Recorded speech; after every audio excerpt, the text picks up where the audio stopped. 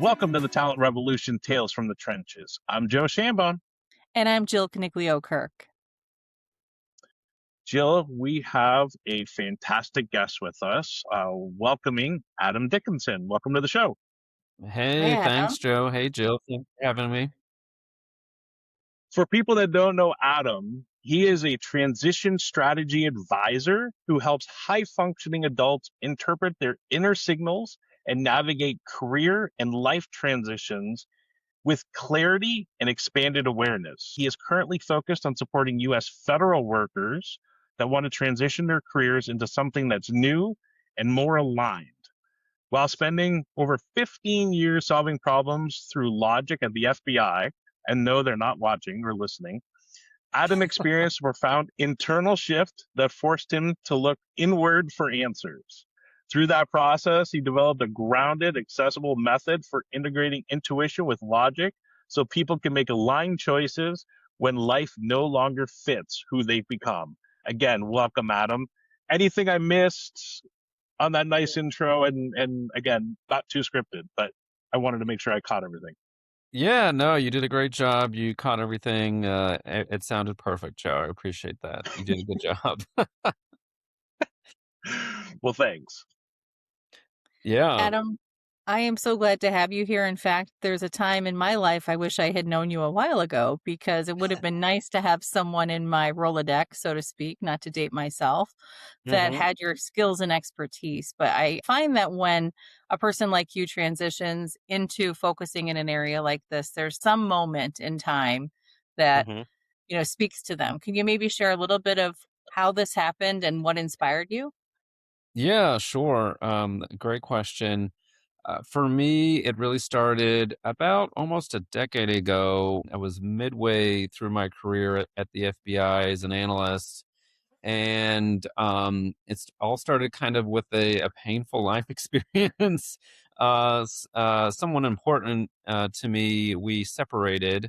And through that journey of healing, I started to go inward, look inward, started to meditate to heal. It was really a time where logically, and I'm using logic and intuition because it's sort of part of my ethos of how I look at the world, how I organize things. And with my career, it's really about the peak of my career, actually. I was doing counterintelligence analysis, looking at individuals who were stealing things they weren't really supposed to at the time. But when that personal situation occurred, um, I didn't really have the answers. And so, wanting to really heal, I was hungry to get rid of this pain, so to speak, and started my journey to look at the more spiritual path, the more intuitive path, and things just started to come slowly to help me navigate everything. Around COVID, I encountered a intuitive tool called the Akashic Records, which I describe as sort of your soul's intuitive library of information that you always have access to, and through a meditative state, you can gain this deeper wisdom that's always available. And to me, at the time when I was introduced to it, I was at the intersection of trying to get clear on my purpose. I was meditating, and way it was described to me, it just sounded like a treasure map of all the answers you could ever want. And I was like, well, who doesn't want that?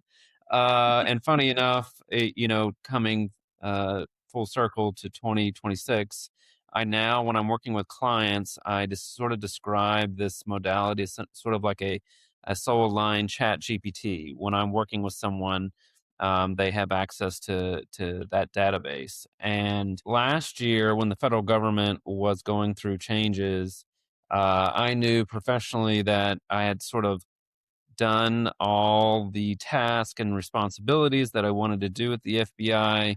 There really wasn't much left for me to explore or refine my skills.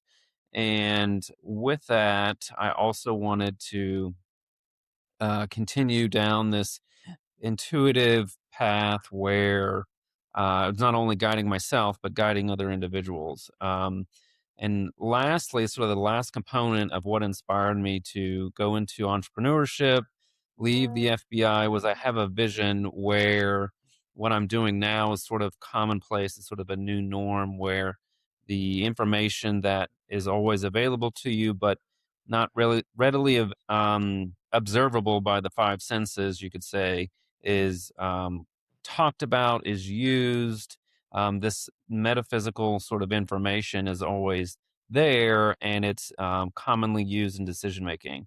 And that's kind of what I do now as a business owner, is I incorporate this other data source into the conversation to help scope the problem set, and then I use my FBI experience to help with execution.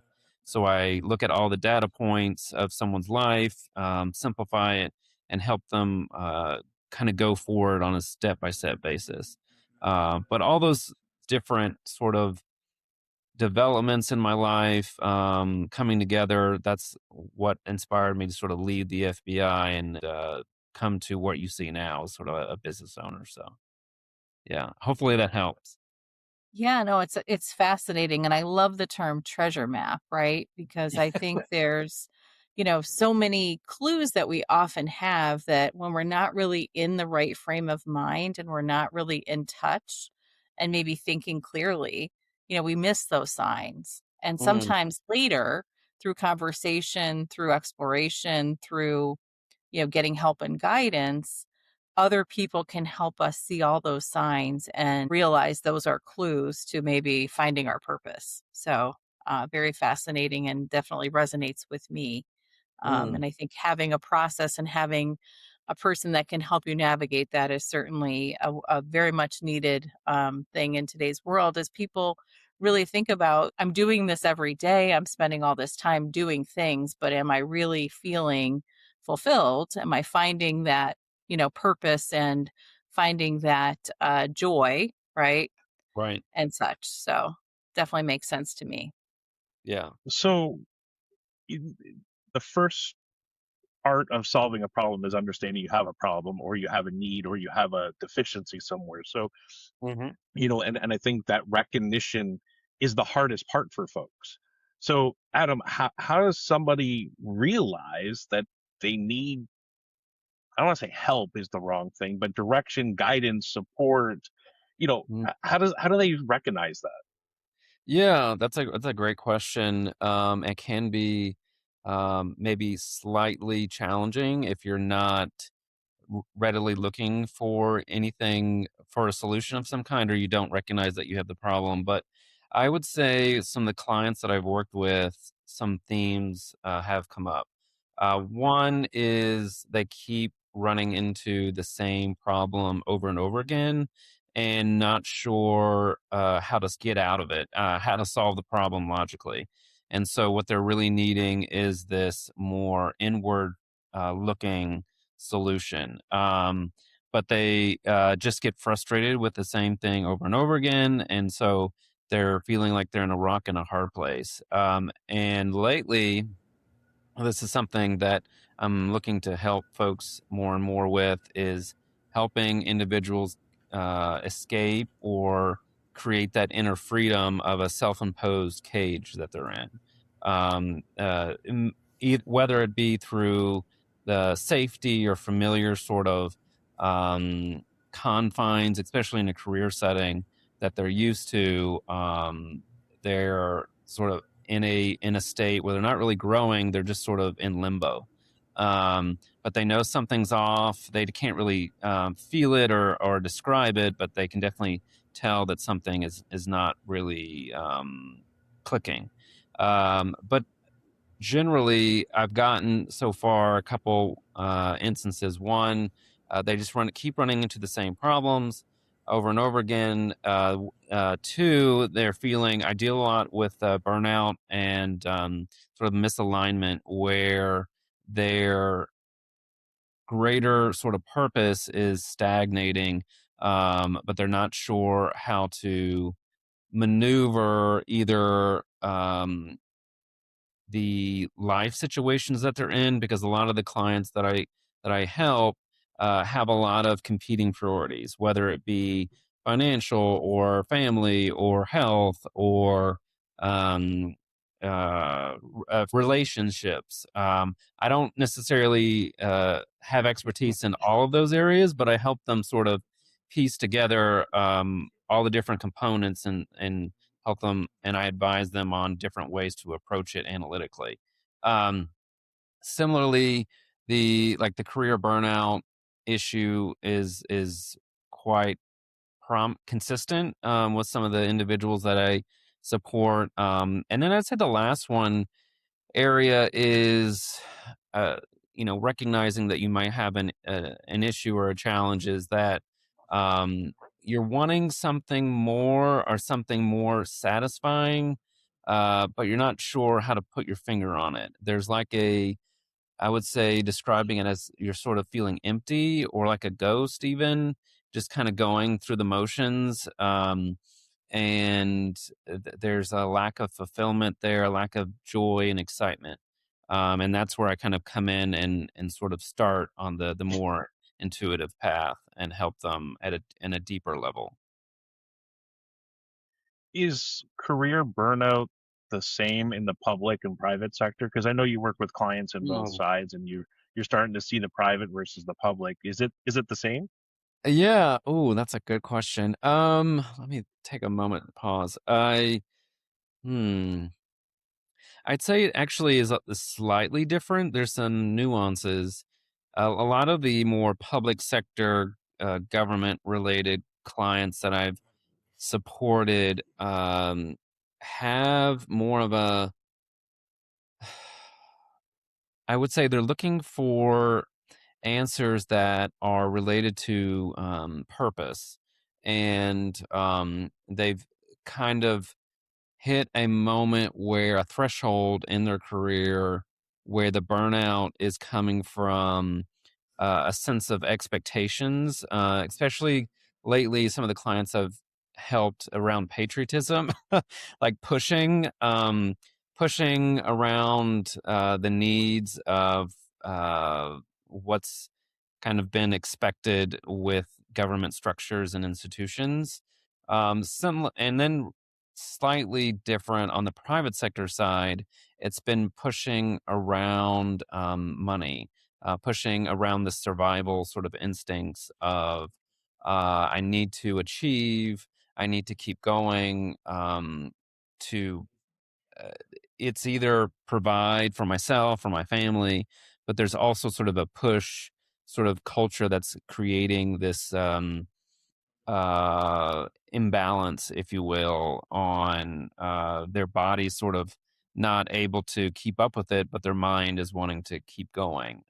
So there's different sort of, uh, you could say, causes, but essentially there's an imbalance there that's creating this sort of challenging internal state that they're going through. Yeah, one thing that's on my mind is I think a lot of people have these feelings and then they attribute all of them to, well, it's because of this and it's because of that and it's because of this. And often like they keep kicking the can down the road and they're trying to suppress this way they're feeling and justify it. Can you maybe talk a little bit about your experience with clients and do you see that? What's some of the why behind it? And, how do you help them navigate that?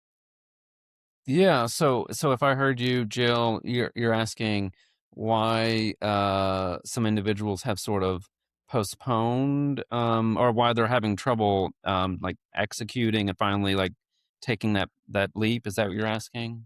Yeah, like there's signs there and they're feeling the uncertainty, right? And they're kind of waffling, maybe justifying, but maybe suppressing what's really happening. Is that a common sign that you see? And can you talk a little bit about um Yeah, the- yeah, if go if ahead. we know someone in that situation, how do we help them, right? Right. Yeah. And it varies depending on where someone is on their journey. So for example, some of the folks that I support are either lacking clarity on the direction they want to go. They're not really sure which path to take.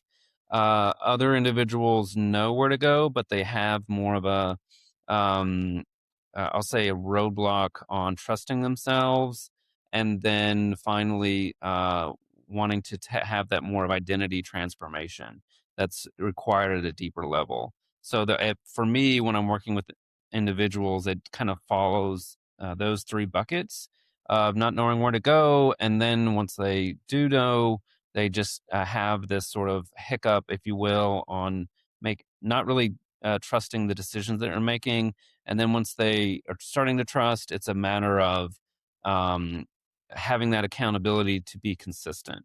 So when I'm working with more the individual who isn't sure on the direction they're going, what I'll do first is tap in or get permission to access their Akashic records, and I provide them wisdom that essentially their best version of themselves is wanting them to know. So they'll come to me with various questions on, for example, what's my purpose? What am I supposed to be doing from a career setting, a life setting? I've gotten questions around location with jobs and career. They're kind of fumbling on, where do I relocate to? I've also gotten questions around family and how that might affect their career, like children and older loved ones that they have to take care of. So it just kind of runs the gamut there.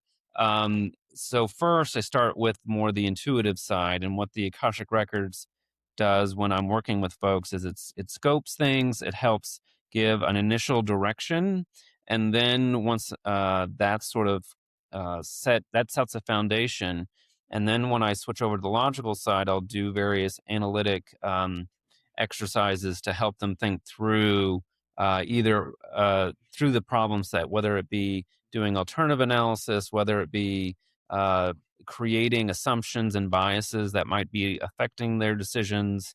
But the end state there is they're able to look at things more with a more rigorous sort of approach with their decisions. And once they actually have that clarity on where they want to go, then it's a little bit more deeper work. So I'll look at if they're having trouble trusting themselves, I'll bring in more of my process called Into Logic, which is a 4-step process where they start to notice their intuitive signals, whether it be from the body, whether it be from their emotions, or actual intuitive messages. And then from there, I'll work with them to interpret that information. And then the third step is aligning that information with logical thought so they can start to have things more integrated. And then the last step is actually taking action, um, which can be challenging if you're not trusting yourself and you're not moving from from a place of coherence and self love. So I'll work with them through those steps. And then if they are still having challenges doing that deeper inner work, I will help them through that transformation. But actually, they have access to some of my strategic partners.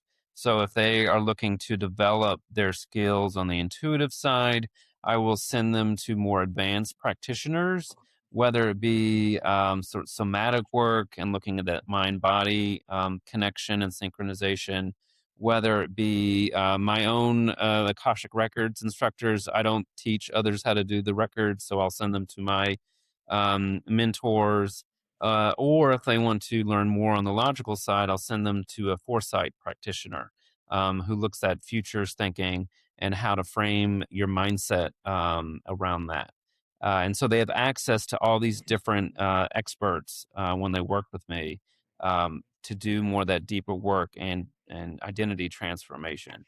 So it just depends on where they're at on their journey, but they have these various tools starting off. And then as they want to finally step in and take that deeper leap, they can do that as well.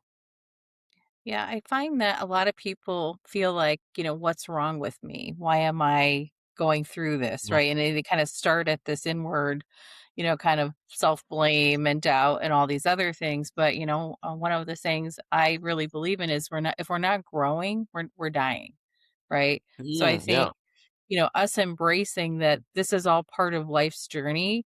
And at some point, we all need change. We all need to be challenged in different ways, and we need to, embrace different parts of ourselves. And, Mhm. all the work we're doing, all the things we're exposed to is shaping our evolution. So to me, it should be more of a natural thing that, having this growth, having this, desire to seek something new. But Mhm. I'm hoping we're embracing that as a society more so today than maybe in years past. But I still Yeah. feel like it comes with some bit of like shame and awkwardness and, Oh kind of yeah. doubt and labeling, in our society. So I really I love the fact we're having this conversation and there are people to help others navigate that this is a healthy, normal thing of how to take, your best talents and find a career you love and find purpose and all those other things. But I could see how it's an emotional journey for a lot of people. And it starts with sometimes, some discomfort. Oh yeah. And, I think if people ignore and suppress that, which many high achieving people will do, saying, well, I can take this. This is just a chapter, right? This is just a stormy period for me. Mhm. And sometimes the higher achieving you are, the more you can tolerate. But I would just argue that if you're ignoring those signs, stop, pause, listen, Mhm. um, find some other people to talk to because there's probably something better out there for you. Right. Yeah. If I may build on that, I think you hit on a very important component, which is a lot of the individuals who are more on the high achieving side. They kind of leave out this other area of themselves, is knowing how to uh, work with and integrate information that are related to your emotions. I notice a lot of high achievers either suppress or ignore that aspect of themselves, and it's a very important area to integrate into the decision making calculus, just because your emotions are a signal of what's going on. So no, but really good point. Mhm. You guys remind me of one of my favorite quotes from one of the movies is "Get busy living or get busy dying," Yeah. and your comment, Jill, was just perfect in that sense. Um, Adam, and I'm going to use this, and maybe it sounds a little elementary in the piece, but people say, I know, my gut feeling, and I go with my gut. And that's not necessarily what you're talking about, intuition and different things that way. So I know you've had this question and I'm sure it's out there, but how does that differ and change from the gut feeling versus intuition and what you're trying to show and help folks with? Yeah. Oh my gosh, that's a very a great nuanced question.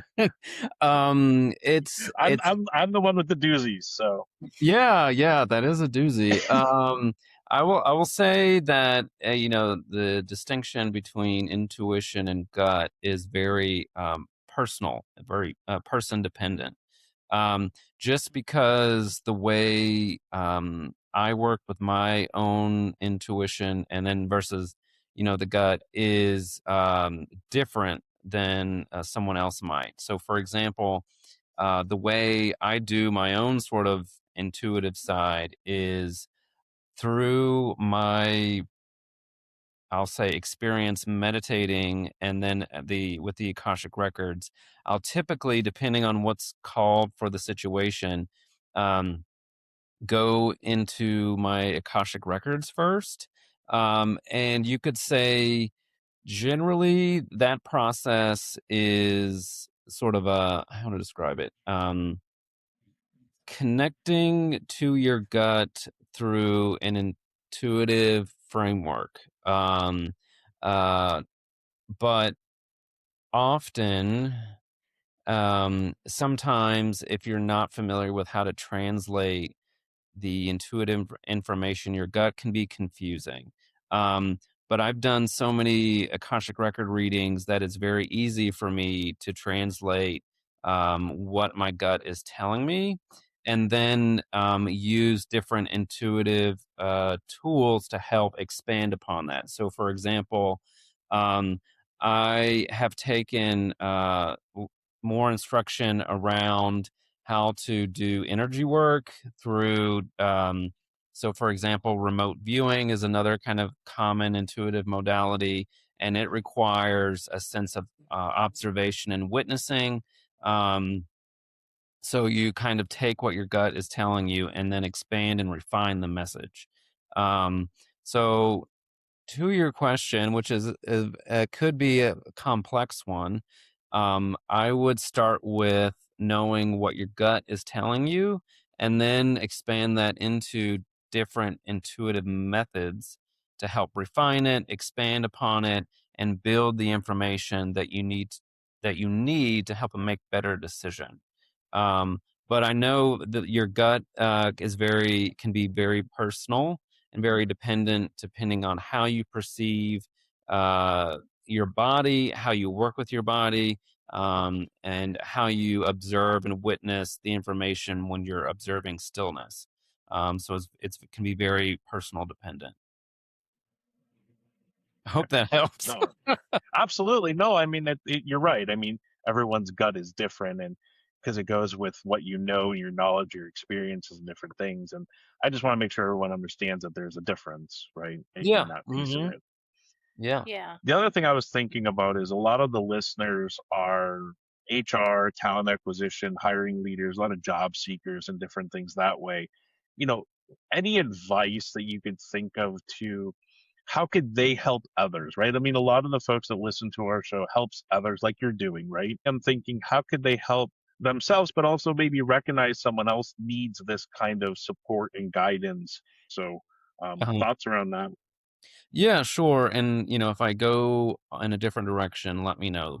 But I generally advise individuals when they're trying to notice their intuitive side is to start with the three areas of observing your body, observing the emotions, and what your emotions are uh, sort of broadcasting, not only to yourself but to other people, because what's going on internally is essentially a mirror, or it's mirrored back to you by other people. So, and also the intuitive side is if you are familiar with how your gut is communicating to you, it can give you certain messages on either you hear something or you just know that something's going on, or you have that sort of sixth sense, like the sort of like your third eye, if you will, is one word where you kind of see. Sort of a future state on something. And I'm not sure 100%, so you would have to let me know, Joe, on what HR folks are curious about. But when they are working with other individuals, I would sort of suggest one sort of tip is when you're communicating with the people that you're supporting, incorporating this, what I describe as like your inner intelligence, can help you sort of raise the bar on how positive you are engaging the people that you're talking to and providing solutions. Because I know when a lot of folks are especially even my own experiences with talking with HR folks and recruiters, sometimes they're not always the most, I won't say helpful, but understanding at the time, because I know everyone's doing their best. But if you're able to incorporate more of that, uh, the inward focused data source into how you show up, how your presence, and the way you're communicating, it can really sort of benefit everyone at a very a more peaceful sort of approach. Is that what you were asking? Sorry. Yeah, no, absolutely. I mean, Jill's more the HR person, but Yeah, I but think I think being a good listener, sometimes trying not to have all the answers, maybe trying to ask more questions than offer more advice maybe is a good place to start. Yeah. One thing we like to do on our podcast, Adam, is share stories. We the Talent Revolution Tales from the Trenches, and Yeah. without revealing anything confidential about any of your clients, we'd love to know: do you have a story to share, or something you're extremely proud of, or a client you were really able to help transform their life? We'd love to hear a Yeah. story. Yeah, sure. Oh my gosh, how much time do you have? I have so many examples. I We'll let you pick two. Okay, all right. Yeah, one definitely comes to mind. So, and this is one of the reasons to your first question, Jill, of why I decided to leave the FBI, and start my own business, and especially with talent and career transitions, is as when I was at the FBI, I was always behind the scenes connecting the dots for an FBI agent or the president or the military, whomever, and I never really got to experience sort of that impact of how my thinking and my analysis helped other individuals. So that was one sort of item that I wanted to do as an entrepreneur or experience. Uh-huh. And to your question, I have one client that's coming to mind right off the bat. So I provided her an Akashic record reading, and she came to me wanting um she is in the private sector. She wasn't really quite clear which direction to go. um and but she just knew that there was something better for her, more aligned for her. And after she did a reading with me, uh she was just so excited. She wanted to essentially start applying to jobs that she had an idea that this was sort of for her, but she didn't really understand how to translate what she was feeling. And she was so sort of the what I provided her was so spot on that she scheduled a second reading. And before we did the second reading, I touched base with her. I was like, "Hey, how did everything go? How did it resonate with you?" And she essentially told me that the all the information that I provided gave her the confidence to move forward, because she was really feeling stuck on not trusting yourself and not really sure, is this what I'm supposed to do? But everything that when I'm giving, especially Akashic readings, I'm just observing the information that comes through. And so I really don't know what it means, but it's supposed to Mhm. land and resonate with the client. And she was like, everything you said would definitely made sense to me. I'm like, okay, good, because I don't know what it means. But because of that, I would say she's probably going to be a reoccurring client for me. But she came away with this deeper sort of confidence that she knew where she was going. She knew what to do. She knew how to do it. She knew what to do next. And so she was able to continue moving forward with the application process. That's one individual that comes to mind. And a second lady, I did a little bit more deeper work with. Similar situation. She was a single mom, had a lot of uh, different components that she had to think through. So we first did an Akashic reading, and then I helped her analytically look at all the different parts. And because of her situation, what she came away with was she was able to know in a similar manner what she needed to do at this certain time at second priority, what she needed to do at that time. And so she had essentially like a roadmap and a kind of like an internal checklist on how to navigate each decision point. Right. And she came away with like, okay, I have all these things going on, and if this happens, I know what to do at that point. If this other aspect happens, I know what to do then. And so she had greater clarity as well, that really felt in her body that she was going down the right path, but logically she knew how to execute. And that's essentially what I help clients do. But she was really excited because she had all these different things going on as a single mom, and she just needed some help. So Well, and I'm sure the feeling of having that aha moment with a client of everything making sense, all of these things they've been sorting through, kind of snapping into place, having that treasure map and saying, you know, I can do this, right? I have a yeah, plan. yeah, Hmm. 100%. Yeah. So, Adam, I mean, I'm sure there's a lot of folks listening and going, well, how do I get in touch with Adam? And, hopefully maybe he could help me or read up some more information about what you're doing and how you're able to help folks. So where can listeners learn about your work and dive a little bit deeper and hopefully maybe reach out to you? Yeah, well, I was about to maybe mention something on the humorous side. I'm like, well, they just need to reach out to you first, Joe, and then you can introduce me, right? Well, I do that too, yes, but We would be thrilled to do that, Adam. of course I Absolutely. would. I mean, Adam and I have been connected for a couple of years now, so Yeah. but yeah. But to your point, yeah, if you're in the middle of a career transition or personal shift and want more clarity on your next steps, you can connect with me on LinkedIn.